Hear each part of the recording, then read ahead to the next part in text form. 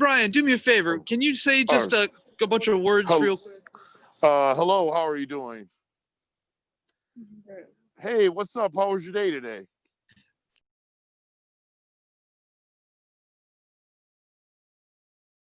Oh, can you hear me? Yes. Oh, sorry. I'm sorry, I'm just doing some tech thing. Yeah, this is just a blessing to do this.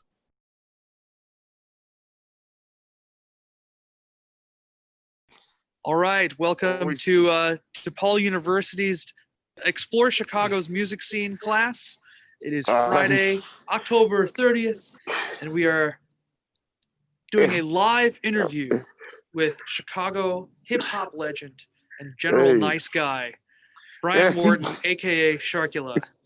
All right. Hey, how you guys? Hey, Joe, thanks. All right. Now, you were telling us about your origins in 1987. Yes. Who were you into at that time? I was into like Curtis Blow, of course. They were playing, let's see, a lot of Fat Boys, UTFO,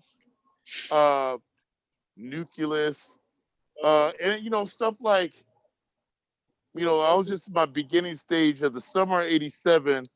I remember, I was getting into like Ultraback MCs with the thought that the old people, they were like, you got to hear this tape. So by the time '88, like the freshman year, that's when I got introduced to that. And then Skinny Boys, like all the classic, like Audio 2, definitely. But it's just like after that was just I became addicted to try and see in hip hop like any other young teenager. There's a lot. Positive K. It just went on. You know how it is. Sure, yeah. A lot of different influences. Yeah. But my favorite tape of them all, I'm not gonna lie, 1988 was Ultraman MCs. That was like it stood out. And, I heard like De La Soul stuff too. Sure. And I heard and Jungle Brothers, which they introduced like Q-Tip on it. So you talked about going to see hip hop in the late '80s. Like, where would you go to see that? In the late '80s, it became one show I saw in 1989. I think I was a sophomore at Photon in Harvey, Illinois. It was at the Photon Arena. Remember the Photon? And they had I remember finding out about it. We got tickets to go, and it was like Big Daddy Kane. But I was a kid. I was a sophomore year. It was Big Daddy Kane and somebody else. And I was like, man, I'm a kid, experiencing this. I can't think who else it was fun. It was kind of like we got dropped off by a chaperone. And I think that was, or an older person with a license, but I think it was a chaperone. But it was a quite experience. I don't know if it was like Big Daddy Kane, Latif or something, but it was fun. We were just like some guys with high top fades. We weren't gangsters. We would like do the Running Man and Cadence together and do a split. That's amazing. Did you ever have anything like etched into your hair on the side? I mostly had like a part. Okay. So, like, maybe sometimes 2 lines, you're right. and sometimes I have a step, like a little step. It's one time my high top was so high, my mother like clinked it. And that's when I got seriously, I got a house door, like the front door of your house, like a little thing where you got a peep to let people in. And I had one of those in my room. Oh, really? Seriously. But one time my brother was like fucking around. He's like, that ain't shit. He just popped it open. Let's keep going through the 90s. So, all right. So 1989, you see a show in Harvey, and is that like catching the bug? What were the 90s like for you? It was fun. I mean, it was like a lot. There's no internet, of course, but you go to the magazine. I went to the magazine with my mother to the grocery store, and that's when you grow out of being underneath the basket. And before you hit high school, you ride under the basket or whatever. You know how it was. But when I was riding in the basket, I knew as a kid, I was like, I'm looking at different magazines like skateboard magazines, Right On magazine, Word Up, hip hop magazines. And then all of a sudden, boom, Source magazine. I was reading it for a little into the 90s after you grow out of 8th grade, 6th grade, you're reading. And then everything's influential. If you're around your aunt, she has magazines. People have magazines like laying around. And like, this song, before I was into it, like heavy in high school, it was more like I was into like Curtis Blow because my mother had it playing like every other probably mother in the car. Don't push me, I'm too close to the edge. I'm trying not to lose my head.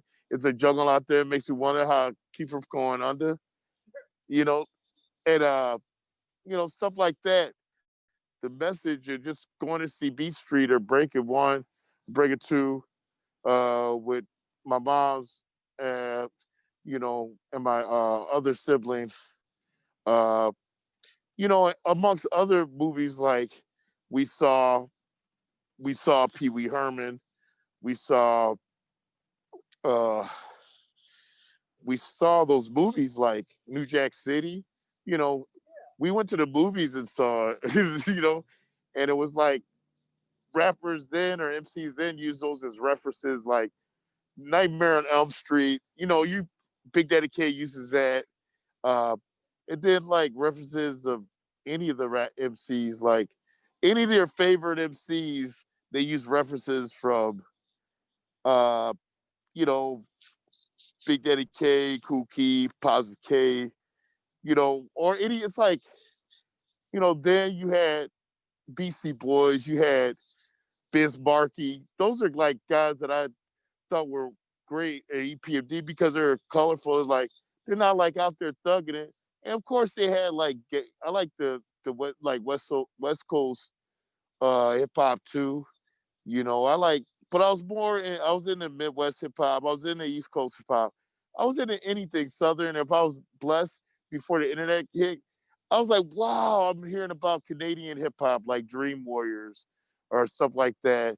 And then older I get, I start to realize, I start asking older people, what were they like? And I'm finding out like different things. I don't know if they're true things, but there's things I was so ignorant to as a kid about a lot of hip hoppers, and I find it like interesting to just get asked about what influenced me then.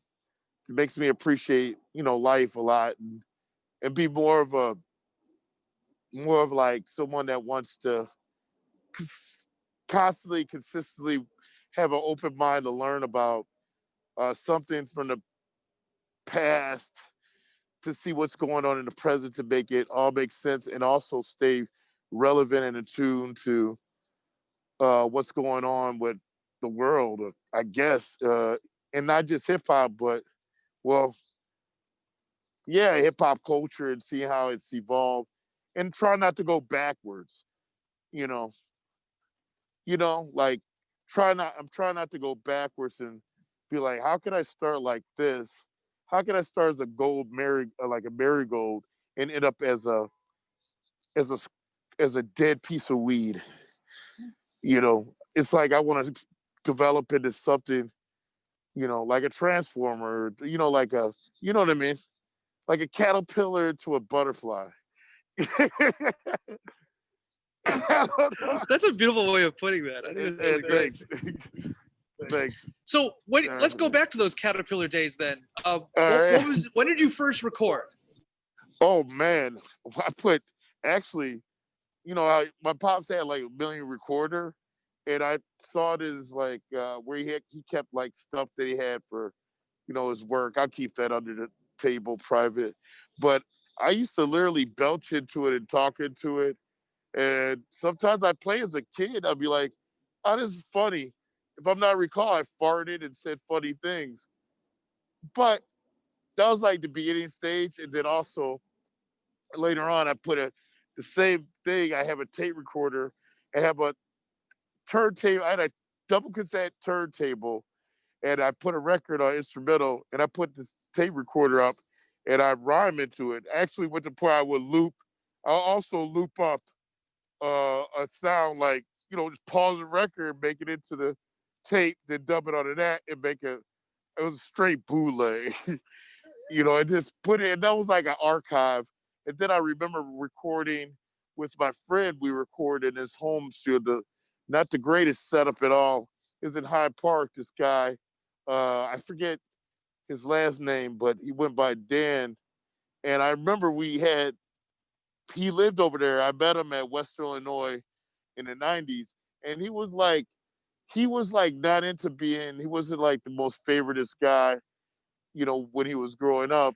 And there are people that always tried to act like he was bigger, better. They may have been, but he had to. He was driven. He was driven to make beats, and like he was the only person like at Western that was like around my age. Because I only lasted at Western for a year. That's in Macomb, Illinois. Is that right? Yeah, Okay. yeah. It was. I'm not gonna like try and steer people away and like downplay a college, but if you're an artist in the '90s and you're trying to talented with your hip hop music, the thing that saved me from there, I met a guy named Mike. I won't say his last name. And we drove his Honda Civic out to DC Howard's homecoming. Like I remember, and it was like the best thing that happened because he had to transfer because it was cheaper to go to Western, and he was from like I think like somewhere in Evanston, like like he was a cool guy, and we drove, and he knew like he had place where we could stay at someone's house, and so when I went, I was like, wow, I'm going to Howard's home, and like they're like, what's going on tonight? And they were like, okay, I'm going to Howard's home. He's like, everyone's gonna be there, but it was for them to be from New York, and it'd be like Mike was, but they're used to like it's like water. De La Soul, Puffy throwing parties at the college, and all these brand Nubians. So I was like, I went, and I remember Common was at the front thing there. I kid you not, there's a big line, and he wasn't as big. He was big, but a lot of people didn't know who he was. In like 90, they knew who he was, but he was at the door, and he was like trying to get in. He's like, I'm Common. I'm doing a show here. I'm one of the lineups. It was Biggie Smalls was the headliner, and yeah, I saw him live at Howard's homecoming. Everyone loved him and Puff. The lineup was Souls of Mischief. It was 1993. It was 93. They were doing that until I had a good experience, but it was kind of like I was like all geeked up being from the Midwest, Chicago, and like it was fun. Yeah, I saw people from Chicago out there, but I was dancing. I was more known in Chicago as dancing, but when I got out there, people were shocked from Chicago to see me out there. But I was like, because it was like kind of different crews of people, and I always was like just the guy that was down with everybody that was trying to be productive. Because I do that as a kid. Why would I hang out with that person? Because by the time I travel way from out south here, it's like I got to be around different people because I'm seeing different people, and my schedule's different, and their schedule's different. I'm trying to like have a job, so it's like I'm selective at that time of who I associate with. Even though I'm hungry, I associate with everyone, but I don't have time to dedicate myself to one crew. And what is it out of it for anyone anyway? What are we trying to do? You know, so I'm like, I'm not in it. I'm dancing for people, rappers, like local rappers. But when I went to DC, it was just fun because I experienced a good show. And after a while, I'm like, oh wow, I'm smoking a lot of weed. But after a while, there's only so much you could, do. Like, what do you do? Sit around your whole life and smoke weed? It's like, you gotta like take life serious. Now, life is not one big party. If I could tell the kids. Yeah, yeah, yeah. I don't even know what's going on. See, I remember, actually, before then, no. I remember a guy, Ray, my fault, he was in Matson, and we recorded that very person. Yes, now we rewind the clock. We recorded at Ray's studio 2 songs. The first real good first studio that was a real studio. We paid $50, $25 a piece. And we did 1 song per hour and got the natural mix out of there. And it was like the beat was it was good. It's somewhere, someone has got it.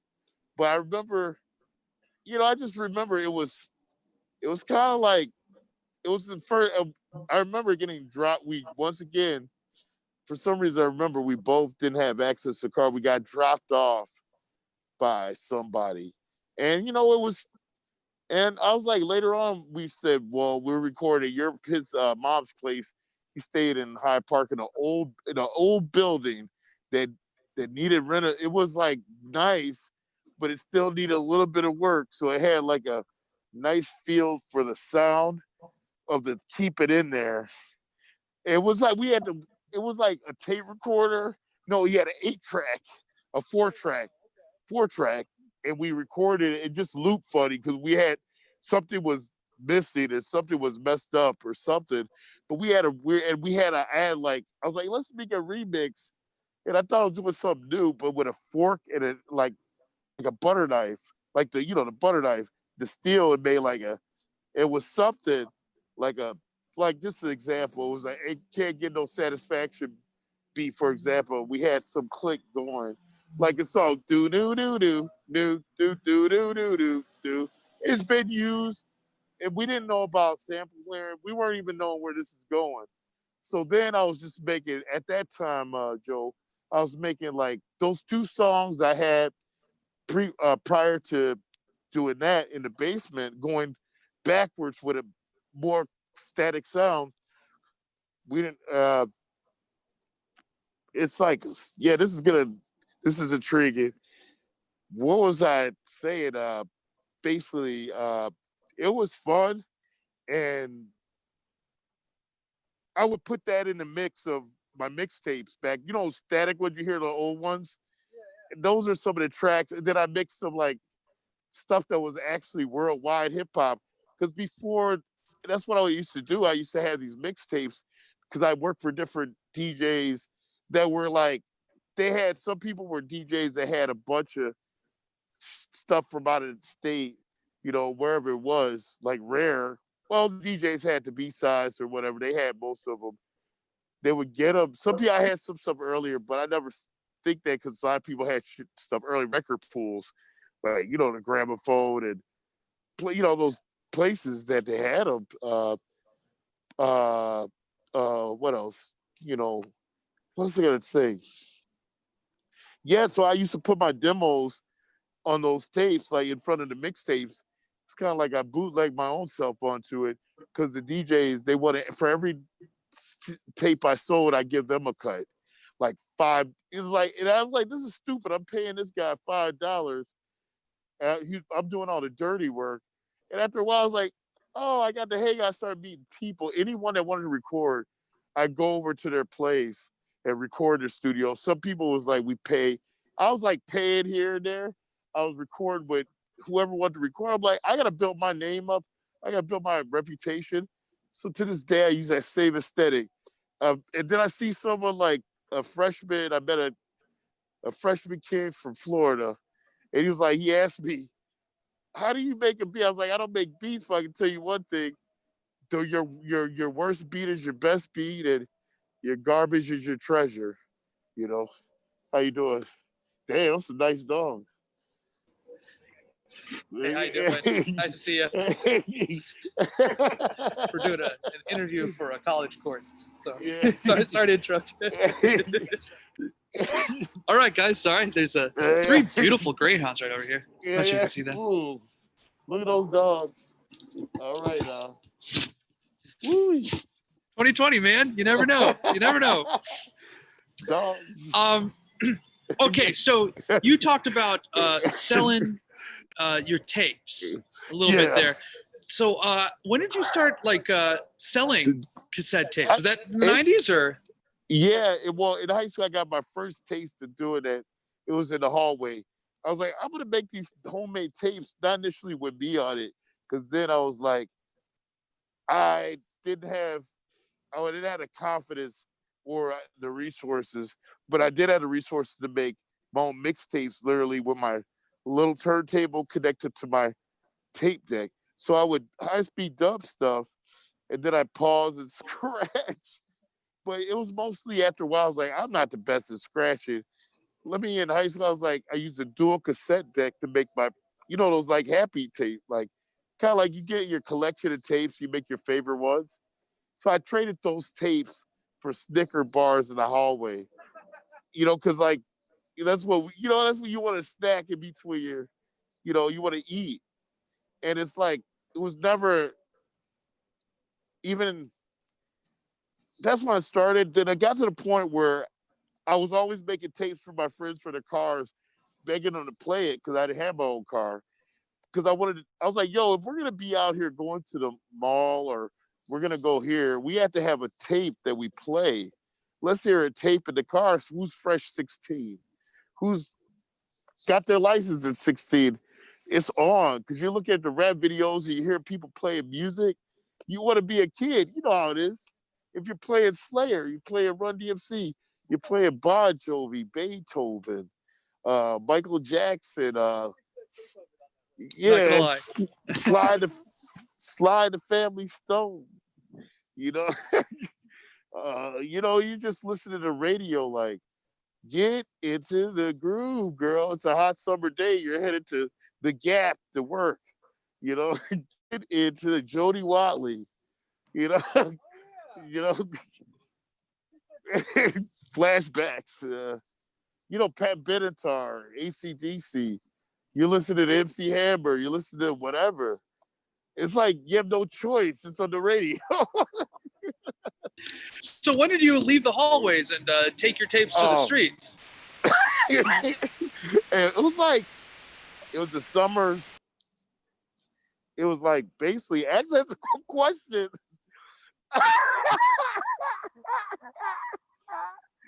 Oh my God, it just happened because in high school I used to go to it was like 53rd Street. I remember we used to take the metro. I remember we take the metro down there, or because its stop was 55th, and sometimes we'd sell it, go walk around because we knew people, because we were known as dancers in high school. A different one that kind of close to about a ride, like 30 minutes of a car ride, or 35 away from there, maybe 40. But we go there because we think oh, we're hip hop. We want to meet hip hoppers. We want to go, and it just happened naturally where I was like dubbing tapes. It was that damn. Excuse my language. I was when I went to Southern Louisiana, a different college.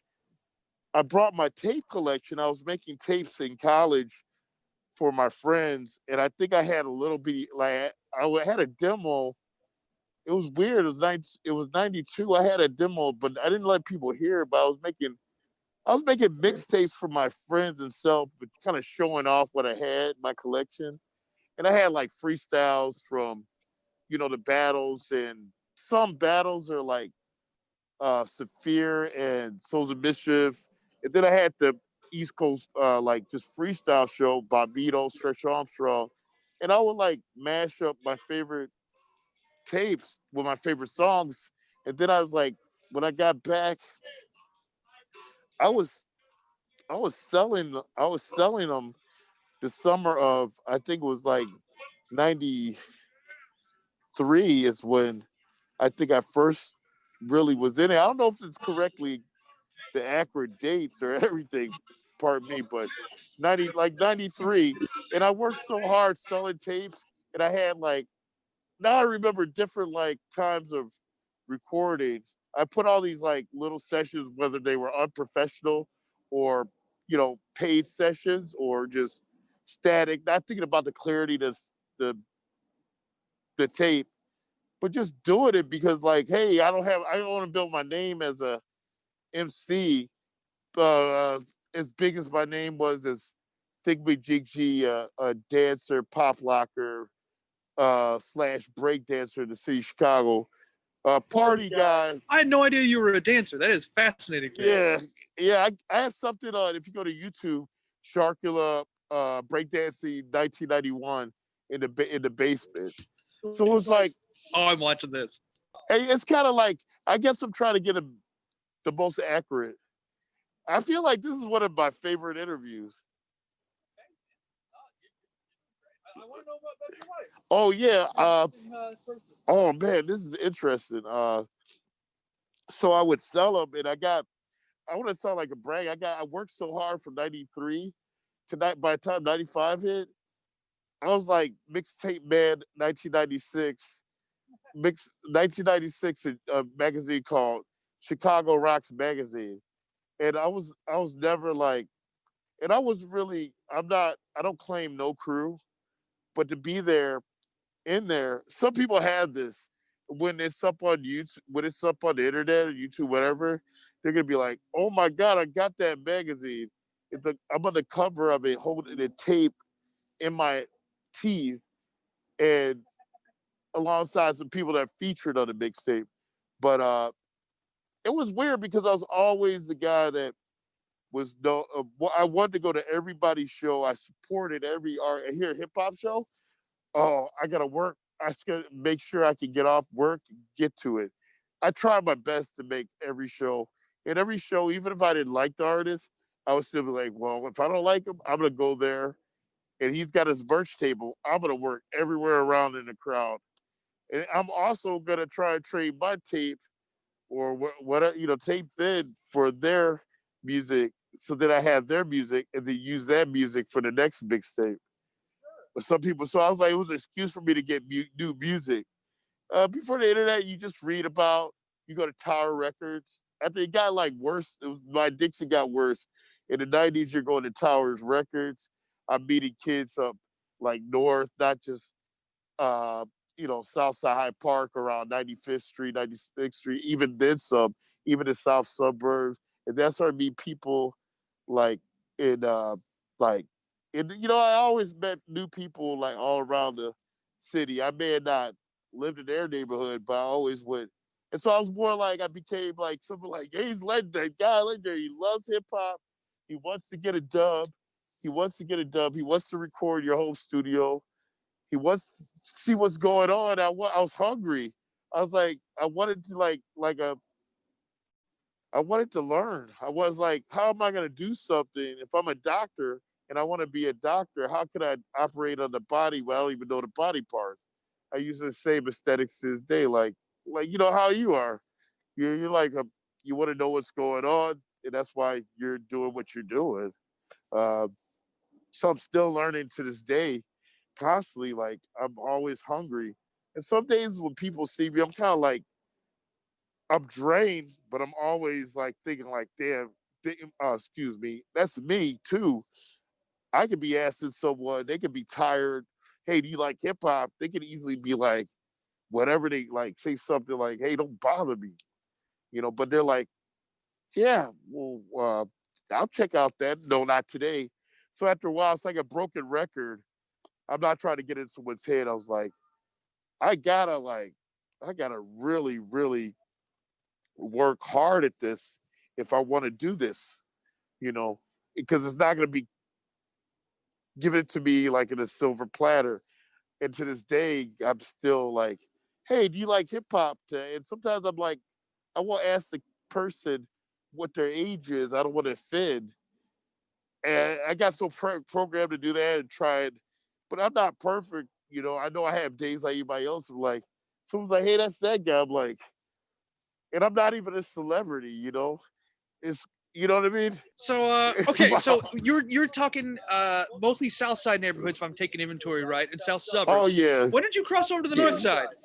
And Actually, when I actually when I had moved to Boston for a year, no, for a year '90, like dang, I was here and there for like '94, and then it's like 95, 96, Boston 95, I think it was, and then 96 Roxbury. Then I came back to Uptown. By the time I got out here, my parents were living on Sheridan, at all places, Sheridan and Lawrence. Like because like my brother and I moved out, so they moved from the South Side, like, and then some. And I'm living like there in the 4800 block of Sheridan. So right then, I'm seeing got people that I saw at concerts growing up, people that I knew from high school hip hop parties. So my life started to develop again, like all these people that went to like different North Side schools that are deep into hip hop. Since you've been going through Chicago streets for so long, Oh yeah. do you ever have any unique encounters with Oh different man. people? Yeah, of course. You talking about non-famous and famous? Yeah, just throw a couple out. Uh, What do you got? Any good One stories? person, I was in Wrigleyville. It was when I would work in Wrigleyville heavy. I think you actually probably see me working over there once. For sure, I used to live over there. Yeah, that's right. Right by the stadium when it wasn't Cellular Field, it was Wrigley Field. And I met this one guy, he was from the north suburbs, an older guy. He was older than me. I think, I don't know how old I was. I had to have been like in my 30s, maybe late 20s. Actually, I was like 30. And I was hustling tapes and CDs, I think. And then I had my first, tapes and CDs and a vinyl. I had vinyls. I remember this year was 2003 or 2. Oh my God, this one guy gave me like, he's like, give me 4 of these CDs. And know what he gave me? A whole lot of money. It was like $300. That was fun. And one time, this is another blessing. Oh man, one time this girl bought we met right around DePaul uh, Masonic Hospital, and how you doing? Hey, how you doing? And she bought, say hi to joggers. All right, she bought like about 15 of my CDs for $100, and she let me take home like a half a 30 pack of little canned High Life beers, and we hung out because she was at the like comic book convention at Rosemont, and she had like it was all laid out like when she got like a nice hotel room. Met this random nice girl in Trinos from a little bit outside Chicago. We just clicked, and we stayed together until her friend came by to join her because they had passes to go to it. And when he came there, I just left. And he was like, so we hung out, was like interested. And she had a boyfriend, but we became friends like that. Like, and no, that was an interesting thing about where my CDs led me, you know? It led me to meet someone that saved my life. We got drunk together. By the time I got to Rosemont on the train, I was tipsy and tired because it was like a lot of, getting to meet somebody is like very exhausting. And but I appreciate her. That was a nice hotel. She didn't have to do that. We ate food, not the hotel food. I don't know what we did. We just had, it was interesting conversations. And I got on the train and I was so tired, I kept dozing off. And then I went I went wherever I went. And I never forgot. All I knew is I had $100 in my pocket extra from whatever money else I had. And I had beer. And I remember hanging out with someone that was nice. That was like made my Saturday complete. I'm sorry to interrupt. I do think there's something so charming because, like you said, famous or non-famous, and like I know you've probably run into a ton of famous people in your life. Oh, you talking about famous like, people? No. Actually, I'm not. Oh. But what's great is when I asked you to record something special, it wasn't like running into this celebrity or this politician. Oh. It was you met a person who became your friend and they gave you 15 beers. That to me is that's the true joy in life. And then Man, it was more than the beers were as much as it was as much as the feeling of 100. But because if you think about it, if I worked the whole day, I would try to sell those. But the beers was like special because who gives someone 15 beers?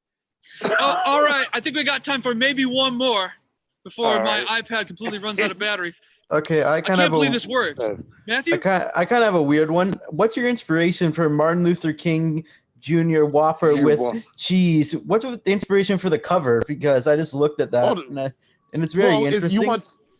You want something hot and juicy, of course, whether you're vegan or a meat eater. But to be honest, I'll be frank. Basically, the whole thing, but when you ask for something with cheese, it was deep. It's kind of like we want unity. We want to stick together, and I think the cheese, like the way it melted. No, seriously, like when you say cheese, people think, "Oh, yo, what is he thinking? How you doing?" It's cheese melted. It's melting, and it's like, oh, it's not. It's real. It's like it's melted, and it brings people together. You know, if you say I want cheese, people laugh. I love it. And it's like, and there's always someone to point the finger, like, "Oh, you like it like that, don't you?" And be like, it's like you're committing a crime. So it's like if you want to be about unity, and you eat cheese. That's what the whole message was. Martin Luther King, drink wine with cheese.